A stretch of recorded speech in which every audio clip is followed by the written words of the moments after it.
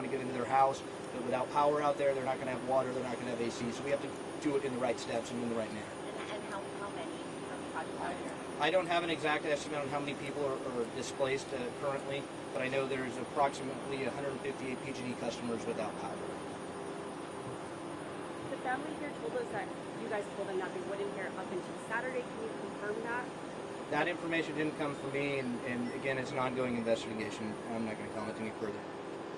Is there anything you can share at all about your investigation in terms of, is there a preliminary cause? Do you have any reason to believe that fireworks were not being stored properly? Given that this is an ongoing investigation, we will inform you guys when we have the information and we're able to do so. I will add that CAL FIRE, Office of the State Fire Marshal, is going to be the lead investigator on this, given the severity of the incident. Could you say whether Mr. Cutright was one of those injured? What was that, ma'am? Could you take us a little bit about the response yesterday? I know that you guys didn't go, right away to the fire.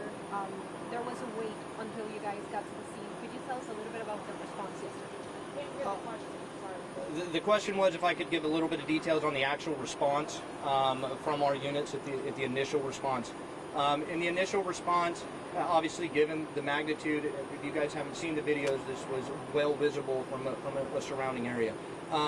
We did send responders in, and they did become rather close to the incident. But again, as we started to assess the situation and understand the severity and the risks that were there, we did start to increase that exclusion zone and remove people back to a safe distance.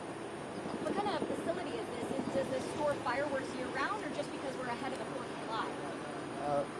July?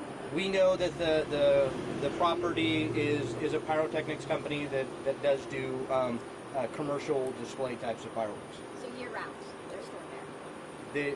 Again, what I gave you is what I got. Okay, and then why is it, or are you investigating this as a crime?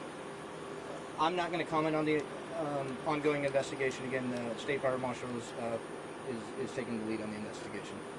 What about inspections of the facilities? You know the history of inspections and what they went through and the last time you inspected the place?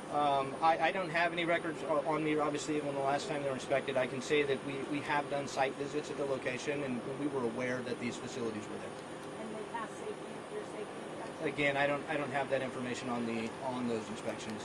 And the two people who were transported, what did they tell you that they saw, heard, or what happened? Given that this is an ongoing investigation, I'm not going to go into those comments. Just for clarification on that, those were not firefighters. Those were There were no firefighter injuries reported. We've all seen the video. Have you ever seen anything like this? I can say I have not seen anything like this. This is obviously an incident of great magnitude. This was, numerous people throughout this area, have seen this incident, and no, I have not experienced something like this. But I would like to add to that, our agency, being here in a local and a small community, we are primarily volunteer agencies, and I would be remiss if I didn't add that I'm really thankful and proud of all of our responders that stepped up yesterday and even today and came out here and went and faced something like that. So we appreciate all the responders and the mutual aid partners that came and assisted us with that. I'm sorry, this is that there's injured more firefighters or not? No firefighter injuries reported. And for the 7 people who are missing, are they local people? Are they people from Sparta? Given it's an ongoing investigation, I'm not going to comment on the 7 individuals that are unknown right now. How confused about how many crews actually responding or working with police? Currently or initially? Initially. And currently. Okay. Initially, there was over 30 fire apparatus that had responded with, again, tens and tens of people that responded on those apparatus. And currently, we're down to a pretty reduced units of about 3 to 4 apparatus at any given time right now working the area, just to continue to monitor for our first responder safety and public safety. Are there any federal agencies? Do you guys have to carry anything to put out a fire like that in your We are an all-risk department, and we obviously do our best to train for every type of incident, but an incident like this is like a once-in-a-career type of incident, and in the reality, there's nothing that we could have gotten close enough to. The risk is too high at a facility like this. But again, we do train and we do stay prepared for as an all-risk agency. What about federal agencies on scene, ATF, anything like that? given that it's an ongoing investigation and I'm not the lead investigator, I'm not going to comment on that. I'm sorry, the 2 people hurt, did you say, were they employees or lived nearby, or are you sharing any? I'm not going to share any further information on the 2 individuals. The fire started at, I'm sorry. going to go ahead and let you guys. Just one last question. The fire started at 5:20 something, and then you guys went inside like at 7, right? Negative. Not having the information directly in front of me, I'm estimating the fire was, our dispatches were approximately 5:50 in the afternoon yesterday, and we had resources on scene within less than 2 minutes. But in the fire, working the fire actively? We were on scene and working the incident to the best of our abilities and safely within a minute. So, again, you know, we appreciate your patience as we work to verify all the information and get that out. And one thing that's important to remember here is, you know, it's still an active incident, but we haven't been able to get that seen. So a lot of these questions, we are still working to determine that information, then verify it, and make all the proper notifications. So you're going to have to continue to bear with us as we work through this process. You know, this is going to be probably a lengthy investigation and response that's going to be ongoing here for a while. So at this time, we're going to end the conference now. Our goal here is to provide another update this evening for all of you on what's the latest. It's kind of a slow response here for that main fact that we can't get on site to determine everything that we need to. So what exactly is going on right now? Are you just standing back and making sure everything's out? Are you sifting through anything?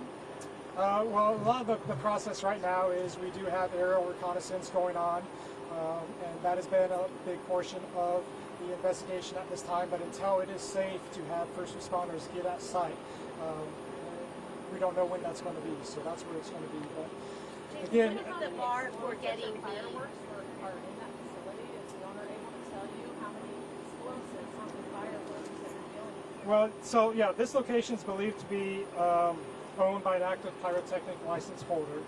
Part of our investigation will be to go through and determining the materials that were in there, and you know, was a facility within our license requirements. So we do believe it's commercial firework. They had commercial fireworks for public display at that facility. So again, we're going to end it right here. We're going to work to provide another update this evening.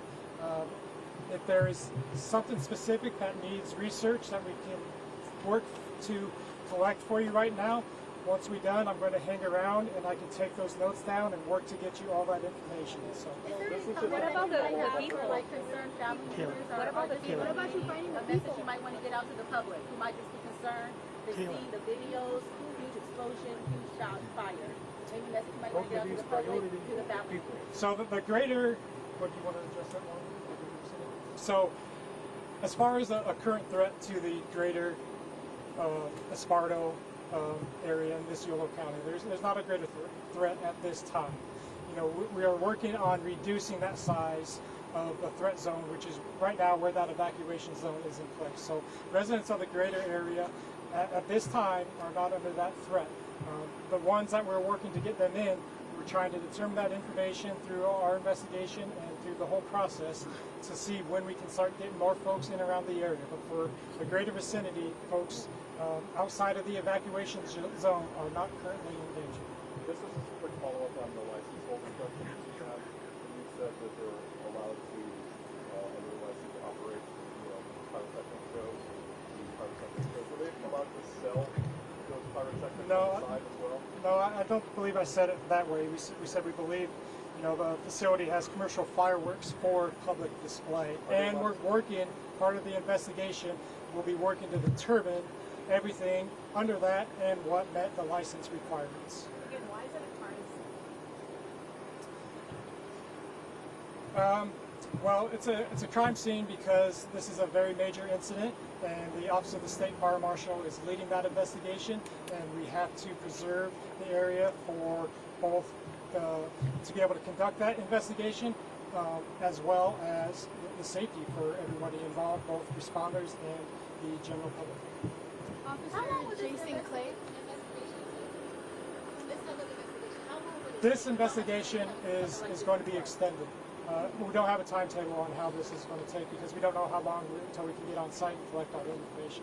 Officer JCK, so how is it that you guys are focusing on moving the people back into the area, but you guys aren't focusing on the people that are stuck in the warehouse, possibly dead, as well as us family members who are worried sick, and you guys are yet to give us any information or try finding any of them at all around the areas to escape possibly whatsoever. You guys aren't focusing on the right things, and that's where the family steps in and the family is saying you guys aren't doing your job proper enough as to where we want the proper information as to what's going on with my boyfriend, as well as his child that's unborn, as well as her son, Johnny, and Jesus and Junior.